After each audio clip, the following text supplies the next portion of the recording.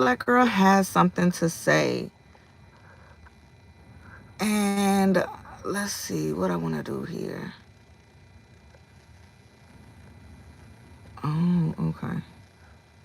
So I'm just messing around with this, trying to see what I can see. But you can put green screens up. I don't want a green screen right now.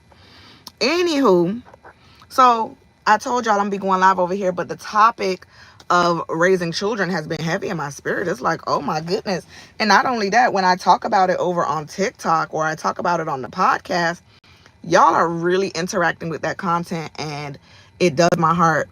It warms my heart because, again, as somebody who didn't come from the type of parenting that I have come to learn to possess, I've had a therapist say to me before, hurt people, but somehow I've managed to take in that hurt and reverse it. And that kind of stuck with me. But anywho, because this black girl have something to say, I wanted to talk about my day yesterday. Today is Wednesday, April. I have no idea what day it is. That's crazy. The days are all merging together, y'all. So whatever day it is April 9th. Okay, so today, whenever you see this, you'll see it. But I'm recording this. I'm live right now on YouTube. It's April 9th. And what did I want to come to you and say? So I recorded a video. Go watch it. It's the live just before this one. If you click the tab over on YouTube where you hit live, you'll see the video just before this one. It's called Raising Empathetic Sons. This one is going to be raising my daughter.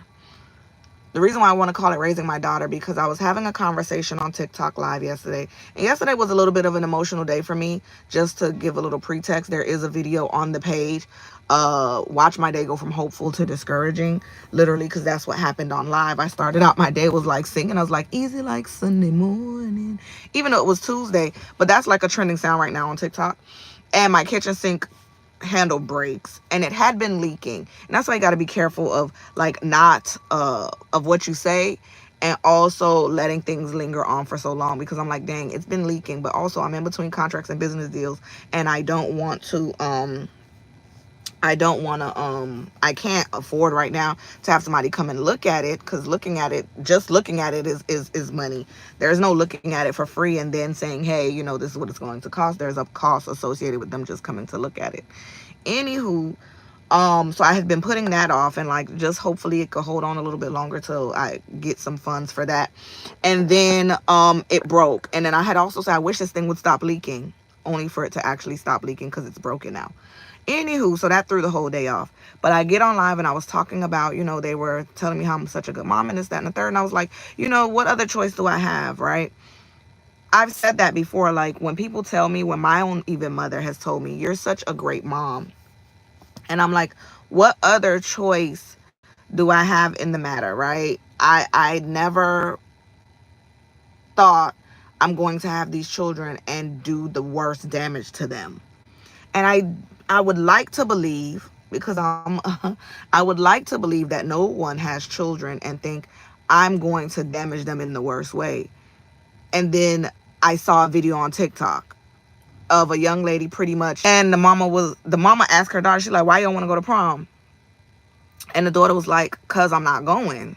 And so the mama was like, well, why you not going? And she kind of was like egging her on or whatever. And so I'm looking in the comments, I'm like, well, why is her daughter not going? And I don't see any reason why. And the daughter is like, what someone would perceive to be disrespectful, but also I don't think parents understand like the difference in their tone is going to initiate the difference in their child's tone. Again, this is something that I've learned along the way. The tone you give is the tone you receive. And so you can't say, people in the comments was like, well, maybe she's not going because she's disrespectful. No, because the mama did kind of bust in her room and was like, why you not going to prom? And she like, because I don't want to go. And she was like, I don't got to really go over the reason. Like, you're not letting me go. And so people was in the comments saying she was being rude. So I was like, I don't think so. It's more to the story. Anywho, I don't think nothing of it. That's like it's week old news now. Because, it's TikTok. It's week old news now. I guess the video done got so much traction and so much whatever. So now the mom does a follow-up video and was like, recording. She's like, to everybody that want to know why my daughter not going to prom, for one, I'm not letting her go. For two, I'm not letting her go. She got that like 6 or 7 before I was like, oh, she just not letting her daughter go, but she really don't like her. So politely went to her name, block. Because again, your For You page, you can curate it. You are responsible for what you allow yourself to see. Content like that, where mothers and daughters are, especially black mothers and daughters, are at each other, it's very triggering for me. And so it leads me to what happened on live, where I was talking about, they were telling me I'm such a good mom and this, that, and the third. And it really stemmed from me talking about the fact that how I'm raising my son to be empathetic is allowing him the opportunity to have empathy for his sisters, to have empathy for me as his mother, to have empathy for the women in his life, so that this way, when he goes out into the world as a man, he will then understand a way to have empathy for the women outside of his core, right? As it relates to when we talk about like how there's some black men, and again, that's all I have to talk about because my experience is with black men, how black men could be like, oh, well, my mama did it with X, Y, and Z. I'll never forget, quick sidebar, when after I had my daughter, it was not long after that, you know, my children's father, he was talking about having more children, and I wholeheartedly had believed in my heart of hearts that I was only going to have one child, that I didn't want any children, but I wholeheartedly believed that I was only going to have one child. I ended up with 2 children. And the thing about it wasn't until after we got married, he started pushing for more children. And while I was pregnant with our son, at the time I didn't know we was having a son, I said, I don't care what gender the baby is. I'm not having any more children because I think that is the max for me. My mom had 3, and I know for the longest time there's an age gap between me and the youngest. Me and the second, me and my second, I'm the oldest, me and my second brother, me and my first brother, I should say, him being the second child, we're a year and 9 months apart. Me and the last one, we're 14 years apart. So for the longest time, my mom always had 2. Okay, she was a single mom, all of that stuff. Yes, my brother had his own dad. Yes, I didn't have a father. I had an absent father. And so when my mom would have him go with his dad, you know, there was just me and her. So there was that. But when my mom had that third child was with me. That third child wasn't with my mama. He wasn't even with his own daddy. That third child was with me. So I knew like 2 children was, as somebody who never wanted children and then ended up with 2 children, there's nothing else after that. So I did a gender reveal with my son to find, you know, I did a gender reveal. Spare you the details on why I did a gender reveal, but I did a gender reveal, and essentially, you know, again, didn't know what the gender was. And this man was like, well, if it's a girl, we'll have to try for a boy. No, we wouldn't have to do nothing because I said 2 is it. If it's a boy, oh, we, you know, my mama had 4 kids. My mama had 4 kids. And it's like, did y'all even have a good life? Your mama had 4 kids. Y'all mama at some point lost custody of y'all. Like 4 kids, that's a lot. My mom never lost custody of us, but I knew 2 kids was too much for her. And then she had a third. That's too much. 1 kid is 1 kid. 2 kids is a lot of kids. The kids shouldn't even outnumber the parents. I don't care if you have, as a woman, 2 and 3 and 4 baby daddies. Like, it's still too much. So, lo and behold, I'm having this conversation. Let me get back to the point. I'm having this conversation on TikTok Live. They're affirming me, telling me I'm a great mom and all this, that, and the third. And I said, when it comes to my daughter, I think about the fact, generalization, I think about the fact I've heard people say they have sons because sons love or whatever, which to me, the whole boy mom thing is strange. I like to say, I'm not a girl mom or a boy mom. I am a mom. And if you really ask me, I'm like this with my girl. Okay? Me and my girl got to be like this. Me and my girl got to be like this. So with my daughter, I had said to them on live, and I got emotional about it. And I was like, my daughter is a reminder.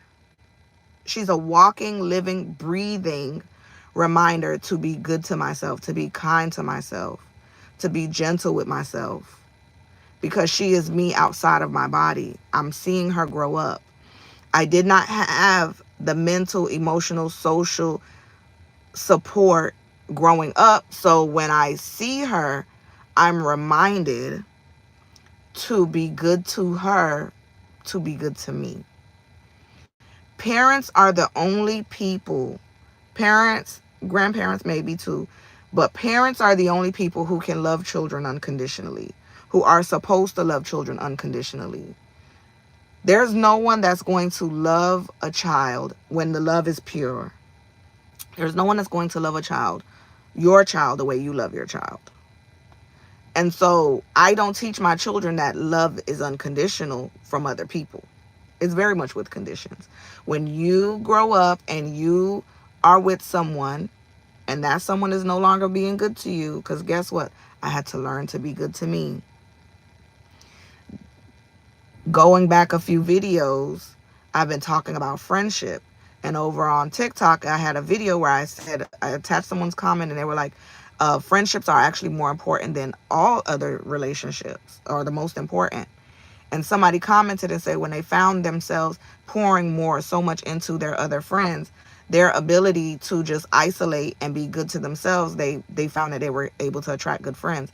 The reason for that is the same love that you be giving to these people, you got to give it to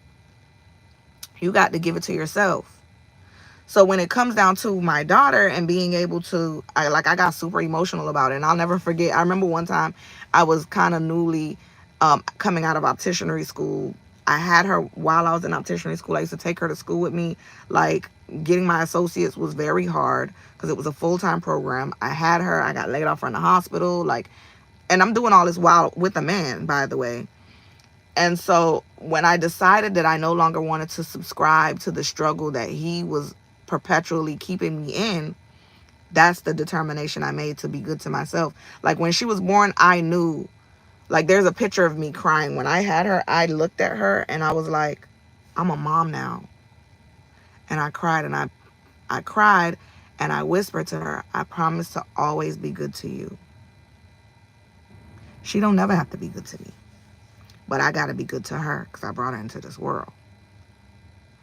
And because I brought her into this world, the expectation is not, I'm going to be good to her so she could be good to me. No, you lose the plot when you decide, I'm going to do this for my kids and they should be. No. You setting your own emotions up to fail when you think like that. Take that out of anything that you do. The only place where it's quid pro quo is where you go to work, you clock in to get a check. Today I got a couple clients that I got to go draw. I got about 3 or 4 clients that I got to go draw blood on, because that's the contract work. That's the only place where it's quid pro quo.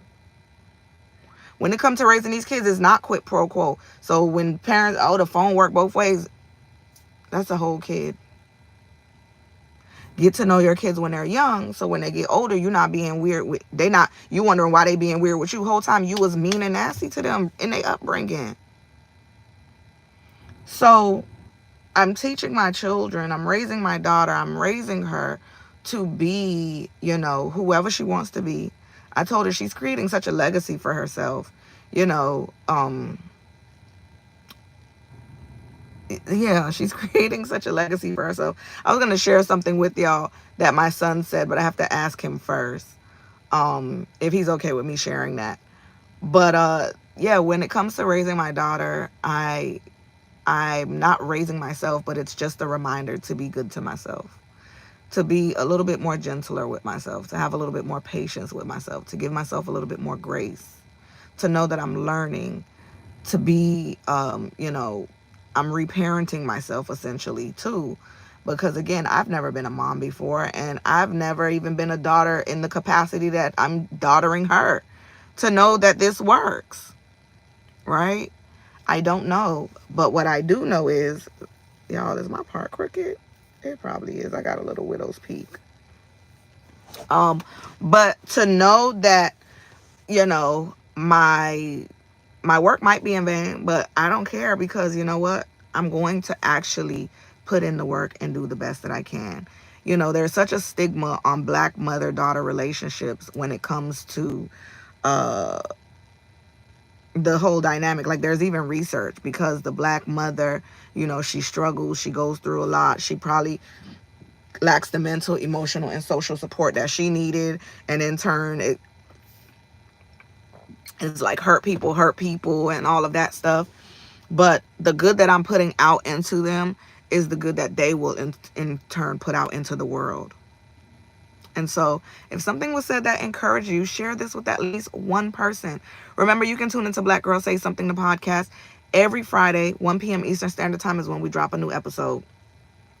You can listen for free wherever you listen to podcasts. But also, I want you to know that we have a few things that we've posted on Patreon. So go ahead, become a subscriber. There is an exclusive podcast episode that's available for you to purchase, in studio recorded with a special guest. So definitely check that out. But make sure, if you saw this and you like not subscribe yet, why you not subscribed to my YouTube? Come on now. Am I not your girl? Subscribe to the YouTube. Interact with the links in the description of this episode, and I look forward to catching you next time.